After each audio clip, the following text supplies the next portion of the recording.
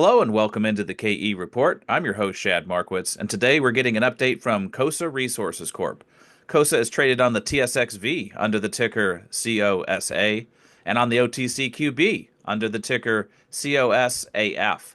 And I'm joined today with the president and CEO of Cosa Resources, Keith Bodnarchuk, and the VP of Exploration, Andy Carmichael. And guys, it's great to have you on the show again, as always. Keith, I want to throw things over to you first just to kick us off here. You put out some news to the marketplace on March 20th, and this is really recapping the 4 holes you put into your Murphy Lake North uranium project. For people listening in, this is the project that you've JV'd along with Denison, and Yeah. there's been some historic work there, but you guys put in 4 holes. Give us the key takeaways from this press release and the main takeaways you want investors to have from this program. Yeah, sounds good. And first off, it's great to be back here, Shad. And, we are excited by these initial results. I'll kind of just give a bit of an overview, but Andy will be here to really take you guys through the details about why we're excited by these initial targets. Just to kind of set the stage, a reminder that we did complete an acquisition with Denison Mines, whereby we acquired a 70% interest in 3 really terrific projects, all located in the Eastern Athabasca Basin. Murphy Lake North project, which is located right next to the Hurricane deposit, the highest grade indicated uranium resource in the world. Reminder, our group was part of that discovery in 2018 during our time at ISO Energy. So we're very familiar with the geology and very familiar with this area. The Darby project, which is a long trend of Cigar Lake, the world's largest uranium mine. And then the Packrat project, which is a long trend of the Rabbit Lake mine and mill. And so these were 3 fantastic projects, all well situated in amongst world-class uranium deposits. And so we closed the transaction with Denison on January 14th, and within 1 month, we had a drill on site at Murphy Lake North, following up, some great-looking geology and some great-looking targets to really test whether the hurricane trend continues on to the project. And so we completed 4 holes in 1,700 meters. We're extremely excited by these initial results, and we're looking forward to getting back there in the summer. But Andy can take you guys through a bit more details here. Yeah, Andy, get us into the meat and potatoes of this project here. The holes, where did they go? And also just remind people of the historic holes that had gone in before it and why you were testing where you were. Yeah, thanks, guys. Yeah, I think before we get into the results in depth, I think it's good to go over a little context. There's really a few stages of exploration in the Athabasca we've listed here, right? And we've got a little cartoon showing the Eastern Athabasca uranium geology, and you've got these gray graphitic rocks kind of trending through the cartoon. And they host a fault zone in this dashed line, and they do that because those graphitic rocks they're slippery, and that focuses the faults. So those faults in turn control alteration zones shown in blue. And then in one of those alteration zones, there's a little red uranium deposit. And what we're trying to show here is that the deposits themselves are really tiny compared to the prospective geology that controls them, right? So you're really unlikely to go straight into a deposit on your first shot. And so to be an effective explorer, you have to have increasing standards of what success looks like. And so first and foremost, you got to find the fault. If you don't have a fault, you won't have a deposit in the Athabasca. And so having found that, you should be systematically testing that fault for alteration zones like we have in blue. And if you get an alteration zone, that's great. Not all alteration zones have deposits, but all deposits have alteration zones. And so having found one, you've improved your odds of success. And then moving on beyond that, you should be testing that alteration zone and looking for vectors, seeing which way it's improving for geochemistry, alteration, you name it. And then you follow that, hopefully leading to a discovery. And so for Murphy Lake North this winter, we would score that project like a 0.5. It wasn't quite known if we had those great structures. We hypothesized that the hurricane trend shown here went through the northern part of the project, but we weren't absolutely sure, right? There's one drill hole and some old geophysics that suggested that was the case, but we set out to prove it. We wanted to find the northern southern edges of that trend. We wanted to see how wide it was, where are the faults in it, and get a better handle on its orientation so we knew how much strike length we had to explore of that trend within the project. And so that's what we set out to do this winter, and we think we met that objective pretty effectively. We intersected basement faults that look just like those that are underneath the hurricane zone, good looking, really strongly graphitic, really pyritic basement faults cataclastic faults. It's the fundamentally prospective Athabasca geology. We found it in Murphy Lake North. And so we took Murphy Lake North to stage 1 right away. The pale check marks now dark green. But more than that, we found a nice alteration zone with hole 4. And you remember that was one of the key next steps for exploration in the Athabasca. And so we'll look at this in cross-section. We have a cross-section line here showing our 4th hole. And what you can see is the hole intersected that alteration zone in the lower part of the sandstone. And then in the core of that alteration zone, the alteration is stronger and there's faulting in the middle of it. So that's a classical signature. It's exactly what you'd expect to see in a prospective trend. And what we think is that we overshot the ideal target by about 25 meters with this hole. And then again, in the basement, more really good looking structure that we can project up dip and is another great target along strike. And so we think this is a tremendous outcome. We met that objective and then we got it a little further. We found an alteration zone as well. And then going back to plan view, the thing we're really excited about is not just that, but this is on the south side of the trend. And because of the orientation and location in the project of the trend, being on the south side is the best place for us because it maximizes strike length. We think we've got about 2 kilometers of potential strike length of wide open strike within the project of one of the most fertile trends in the Athabasca, the Laroque Lake trend. And based on what we know about historical drilling results, especially in this direction, which intersect like very comparable sounding alteration, it sounds like that zone can extend for about 2 kilometers. So it's not just that we have the strike, but we believe that that alteration zone is quite extensive along that strike.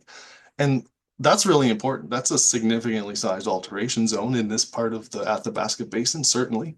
And it's worth giving some context to that 2 kilometers of strike. The bulk of the hurricane deposit, which is 3 kilometers away from us, the vast majority of the indicated resources, the highest grade indicated uranium resource in the world, is in about 135 meters long, and that contains nearly 50 million pounds of U3O8 at nearly 50%, a grade of nearly 50%. And so with all that context, we think that this first program was really successful in advancing the project from, say, like a 0.5 on this 1 to 4 rating to like a 2.5 once we get some geochemistry back from our drilling. Andy, just a follow-up question on that. So you got the 2 kilometers of strike you can test. You don't need it to be that. Like you say, 135 meters can be a world-class deposit, but what will a follow-up program look like? You said on that one hole you think you maybe overshot it by about 25 meters. Give us a sense of what the follow-up program may look like. Yeah, I think we have the macroscopic results, right? We saw the core, we saw the rock. We got really interesting looking things. We're really encouraged by what we see. Now we're waiting for the geochemistry to come back, the assays to tell us about this looked like it's a metal rich alteration zone that we have. We're looking to see what the clay mineralogies look like in the sandstone to tell us, is this a favorable looking alteration zone?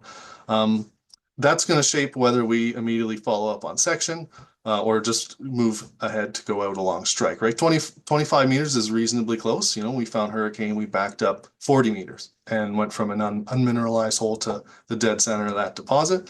So it's not to say that it's not impossible. There's one 25 meters away.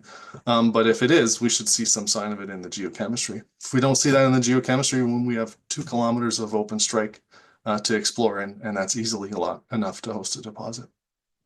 And just one more quick question. It looked like there was almost 2 parallel zones there. And so could you maybe distinguish, the holes you were just talking about? Did you have any action on the other holes? Or I guess you're waiting for the geochemistry to know, but, with the other holes and that other parallel trend, any smoke there?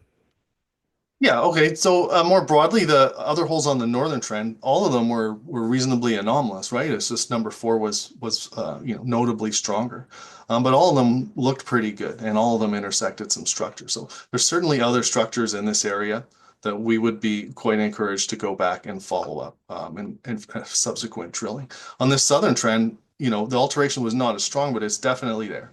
We know what a background hole looks like. We've drilled enough bad holes in our history to know exactly what it looks like. And it certainly wasn't the case down here. We think that widespread but weak alteration is a good sign. It tells us that trend has some life in it, but we're just not at the right place along it. And so that's actually a 5 kilometer trend we have on the southern one. And other than these 4 holes, it's not drilled anywhere. Most of it 4.5 kilometers is completely untested by drilling.